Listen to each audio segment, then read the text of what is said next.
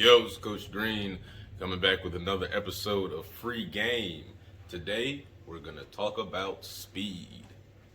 All right, if you remember from our athletic development sandwich, speed was at the top. Everybody wants it, everybody needs it, can't get enough of it.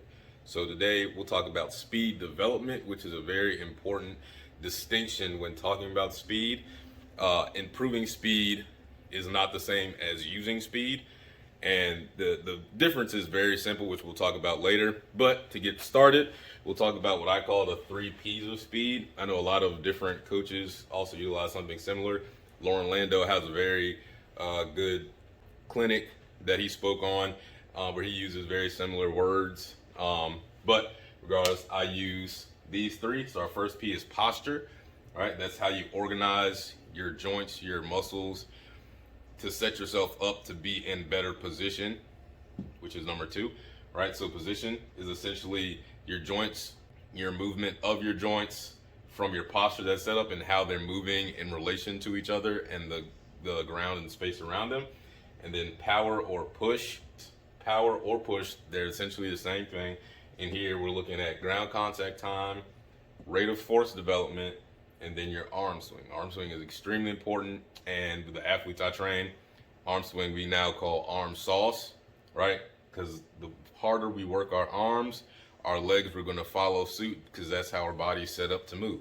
The sprint coach who I talked about previously, Charlie Francis, had a theory that because your arms are closer to your brain, if we think about those as opposed to thinking about our legs, which is what a lot of people are taught or coach, right?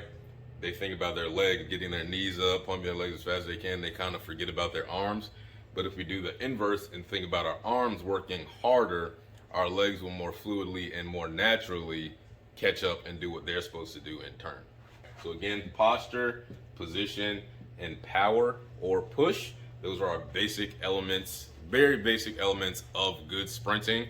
Obviously, we can go much deeper into biomechanics and kinesiology, physiology, things like that. But for this purpose, for the purpose of this entire free game, is to make it as simple as possible so you can dial in and hone in on a few simple things that you're going to be able to improve.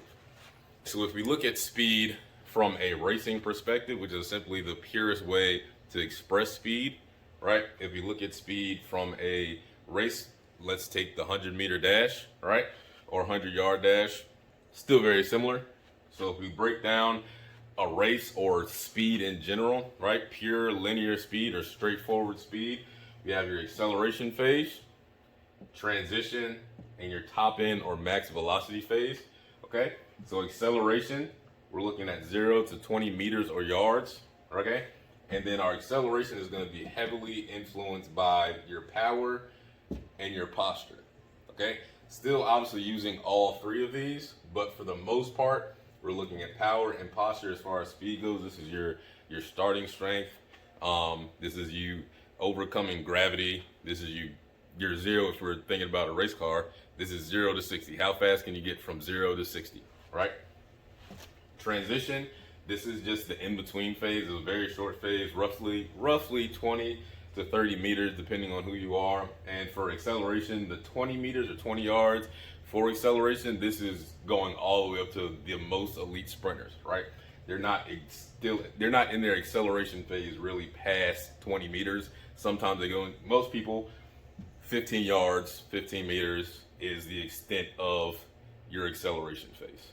Often referred to in track and field as the drive phase. Transition phase is just your transition from acceleration to top end, so that doesn't last very long. This is essentially just you pulling yourself further up away from the ground out of your acceleration angle into your top end, which is essentially you upright sprinting, right? Not fully upright, not completely vertical. There's still a slight forward lean, right? Very slight, right? And this is less than 70 meters. Now, we think about the 100-meter dash, right? Again, talking pure sprint expression.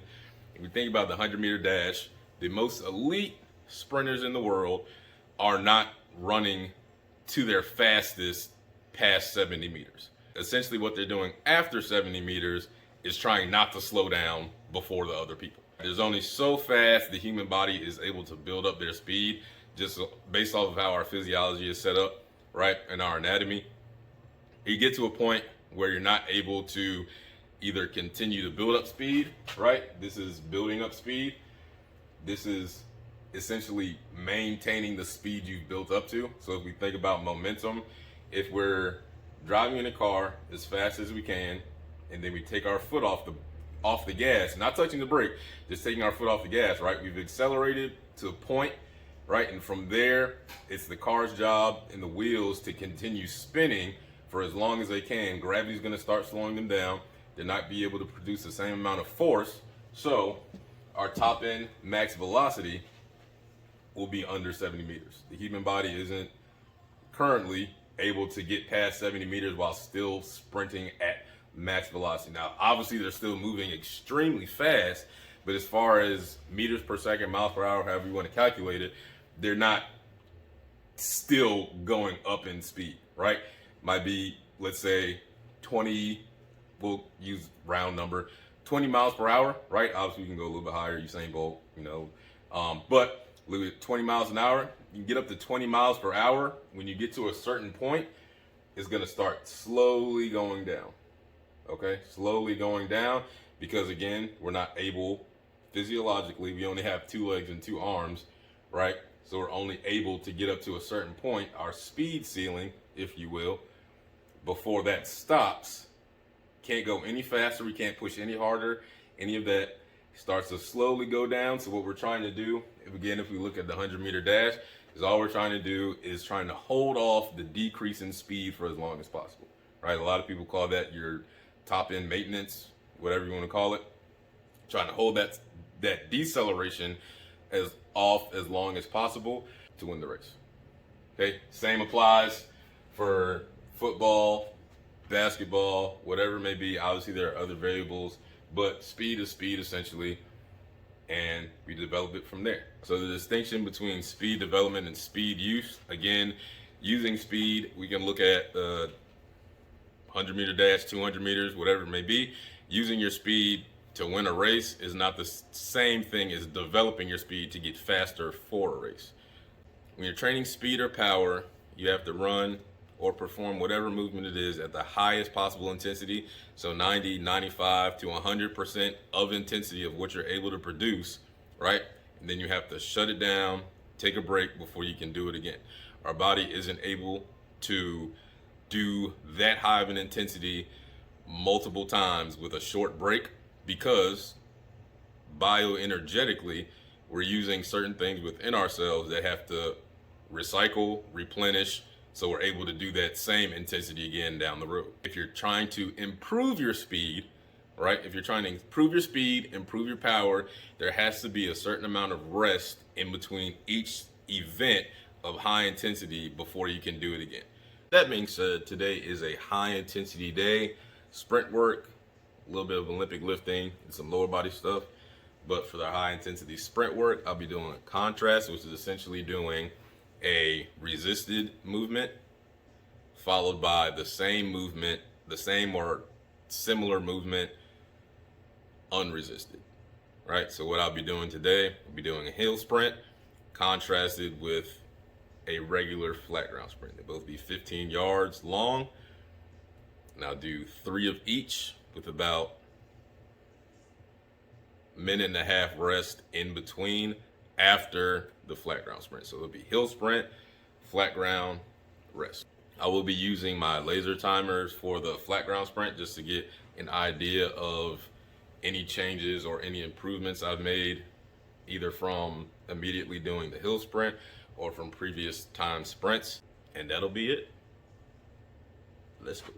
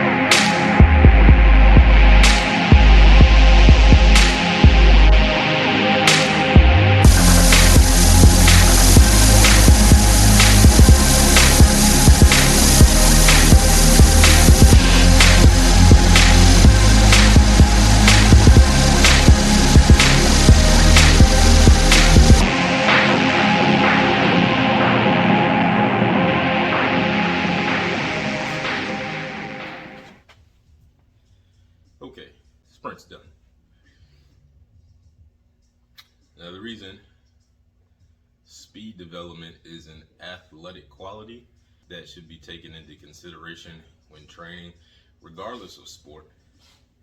Even if you don't do a lot of sprinting in the sports you play, say volleyball, basketball, even tennis, things where sprinting isn't a main priority or isn't maybe even utilized at all, pure linear sprinting. The reason we want to train that is because, like I said previously, sprinting is the most athletic thing we can do as humans, right? As far as the coordination that it requires, the full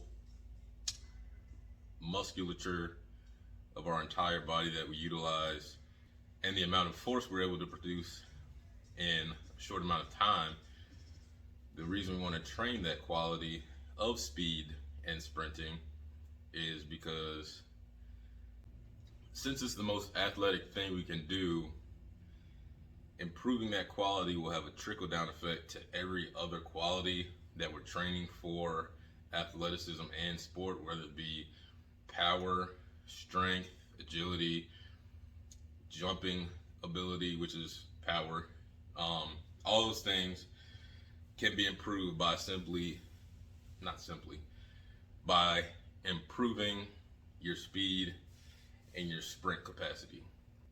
I was able back in September to participate in a sprint program designed by Coach Mike Tucker, who's a director up at Villanova, director of strength and conditioning for football at Villanova. And it was a sprint. The program's called Sprint Timber, right? Because it was all sprints in the month of September. It was a sprint program for the month of September. And I did the whole program, didn't lift really. And when the program was over, I got back into lifting, and I actually maxed out my power snatch at 245, and I hadn't power snatched in probably over a month. It had to be over a month because I didn't do it during Thunder Thigh July. Maxed my power snatch, and I probably could have gone higher actually by 15 pounds, I believe, and that was purely off of the sprint program, which is what really introduced me to the high-low system that I utilize now. So yeah, sprint or don't.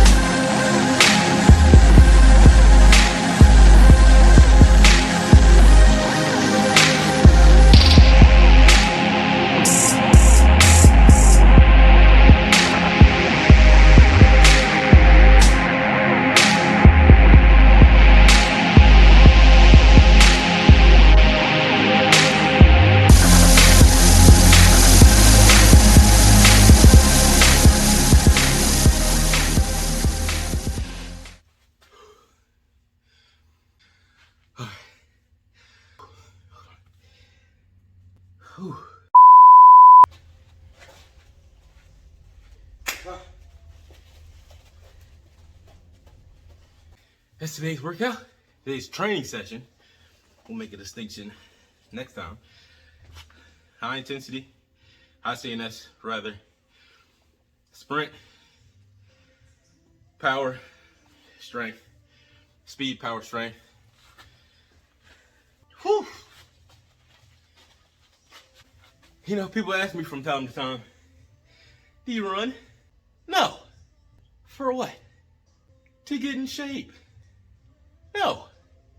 The way I see it, and again, I'm not training for a particular sport, but the sports I have played and the athleticism I'm trying to get back and maintain, or vice versa, I've always been a power athlete. Never run long distance on purpose.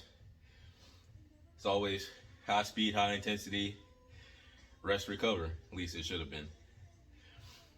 And as far as conditioning goes, I know we talked about this in the last episode, but if you're especially in season, which you should be still training in season, even out of season, the work you do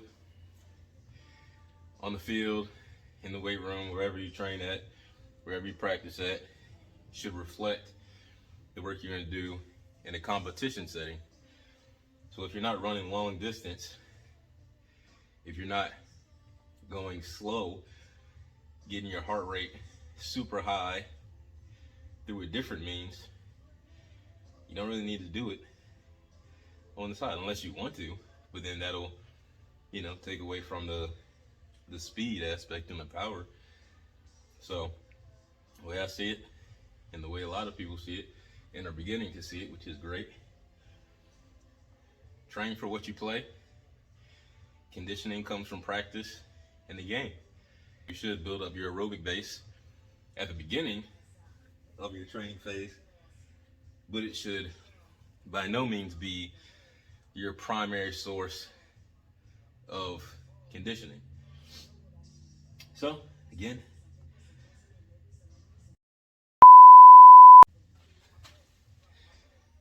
I feel like I ran, and if your trainer's really hitting like that, you'll probably feel the same way. See you next time.